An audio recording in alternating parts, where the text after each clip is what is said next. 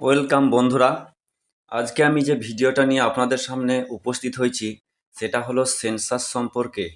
সেন্সাসে আপনারা ড্যাশ কখন কাজে লাগাবেন আর এই ড্যাশ অপশনটা কখন আপনারা পছন্দ করবেন বা ড্যাশ অপশনের ব্যবহারটা কিভাবে করতে পারবেন সেটা নিয়ে এই ভিডিওটা করেছি। অনেকে অনেক প্রশ্ন করেছিলেন, যার জন্য এই ভিডিওটা আমি তৈরি করেছি।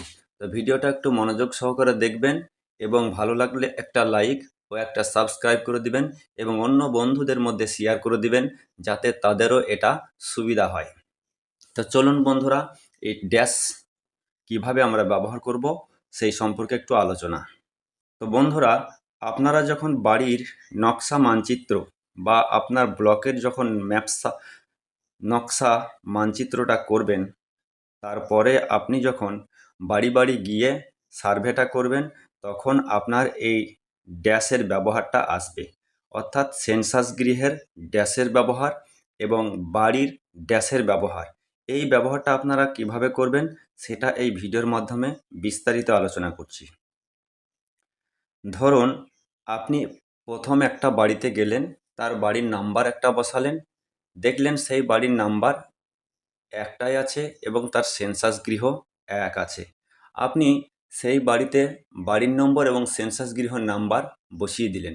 পরবর্তীতে আপনি যখন আরেকটা বাড়িতে যাবেন, তখন সে বাড়ির নাম্বার আপনি একটা বসালেন। ধরুন আপনি সেই বাড়ির নাম্বার 2 বসালেন এবং দেখলেন যে এই বাড়িতে সেন্সাস গৃহ 2-এর বেশি আছে বা দুটো আছে।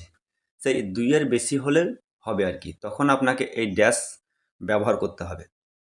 এখন ড্যাশ আপনি ব্যবহার করবেন সেন্সাস গৃহের যে সিরিয়াল নম্বর, আপনি সেন্সাস গৃহের যে সিরিয়াল নম্বর দিয়েছেন, প্রথমটায় হয়তো আপনি 0001 দিয়েছিলেন, তাহলে তার পরেরটায় আপনি সেন্সাস গৃহে 0002 হবে।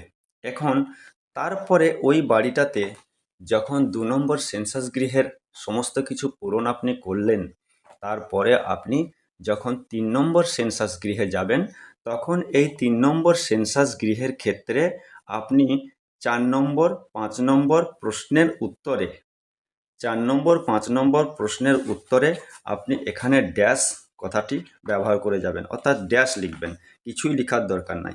যেখানে 4 নম্বর প্রশ্নতে ছিল মেঝের উপাদান, দেওয়ালের উপাদান এবং বাড়ির ছাদের উপাদান।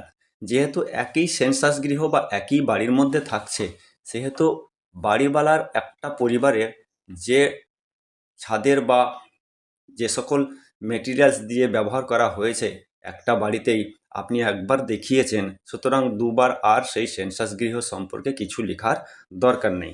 তাই এখানে 4 নম্বর এবং 5 নম্বর 6 নম্বর প্রশ্নের মেঝের উপাদান, দেওয়ালের উপাদান ও ছাদের উপাদান, এগুলো আপনার লেখার দরকার নেই। আপনি এক্ষেত্রে ড্যাশ বসিয়ে যাবেন।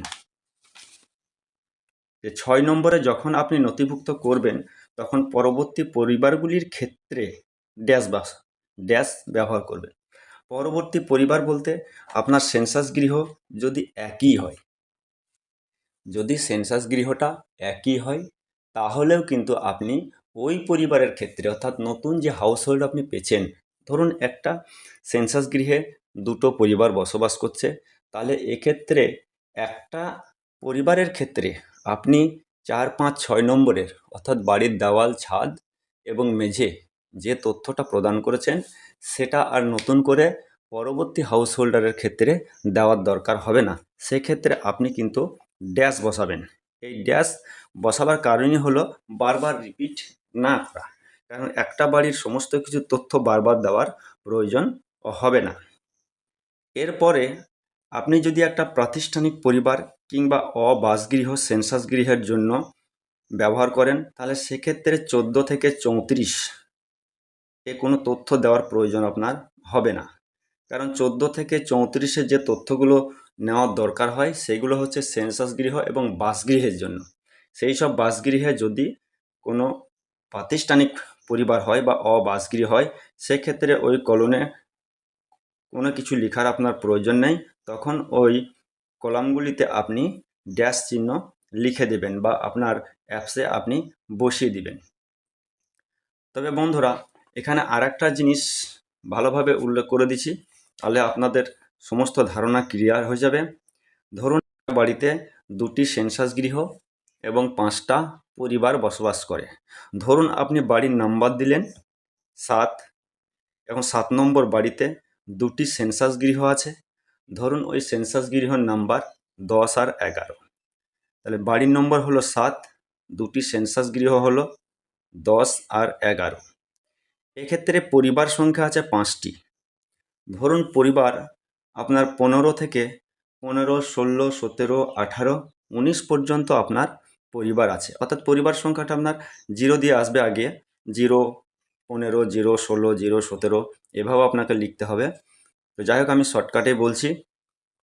এখানে 7 নম্বর বাড়িটাতে এই বাড়ির জায়গায় আপনি বারবার বাড়ি বাড়ি বা রিপিট যে অপশনটা আছে সেটা আপনি সেট করবেন। এরপরে সেন্সাস গৃহ, যেখানে সেন্সাস গৃহ আপনার 10 আছে। ধরুন 10 সেন্সাস গৃহে 3টি পরিবার বসবাস করে। তাহলে এক্ষেত্রে 10 সেন্সাস গৃহে যদি 3টি পরিবার বসবাস করে, তাহলে সেন্সাস গৃহ 10 বাদবাকি যে অপশনগুলো আসবে 4 নম্বর, 5 নম্বর এবং 6 নম্বর কলামের, সেই ক্ষেত্রে আপনি সমস্ত কিছুতে ড্যাশ ব্যবহার করবেন এবং পরিবারগুলির ক্ষেত্রে কন্টিনিউ থাকবে। পরিবার আপনার 0, 15, 0, 16, 0, 17, 0, 18, 0, 19 এভাবেই বসাবেন। এরপরে ওই একই বাড়ি, অর্থাৎ ওই 7 নম্বর বাড়িতে আর একটা সেন্সাস গৃহ আছে। সেন্সাস গৃহ নাম্বার 0011, অর্থাৎ 11। যাই হোক, এই সেন্সাস গৃহে আপনার 2টি পরিবার বসবাস করে। তাহলে সেক্ষেত্রে এই সেন্সাস গৃহের আর একটা পরিবারের, মানে প্রথম পরিবারকে বাদ দিয়ে দ্বিতীয় যে পরিবারটা থাকছে, সেই পরিবারের ক্ষেত্রে আপনি ওই 4, 5, 6 নম্বর কলম ড্যাশ বসাবেন, কারণ সেন্সাস গৃহের বিবরণ বারবার দরকার হয় না, কিন্তু পরিবার সংখ্যাটা আপনার কন্টিনিউ চলতে থাকবে। তাহলে এই ক্ষেত্রে তাদের পরিবার সংখ্যা হবে, আপনি যদি প্রথমে 3টি দিয়ে থাকেন 15, 16, 17, তাহলে এদের ক্ষেত্রে হবে 18 এবং 19। তার আগে পরিবারের সংখ্যা যেভাবে লিখতে হয় সেভাবেই লিখবেন, অর্থাৎ 0 দিয়ে শুরু করবেন আপনারা, 3টি ডিজিটের হবে এবং সেন্সাস গৃহ 4টি ডিজিটের হবে, বাড়ির নম্বর একটা ডিজিটে হতে হতে যাবে। তো বন্ধুরা, এই হলো ড্যাশের ব্যবহার। আপনারা ড্যাশ নিয়ে অত চিন্তা ভাবনা করবেন না। যখন ফিল্ডে কাজ করবেন তখন সমস্ত কিছুর সমস্যার সমাধান হয়ে যাবে।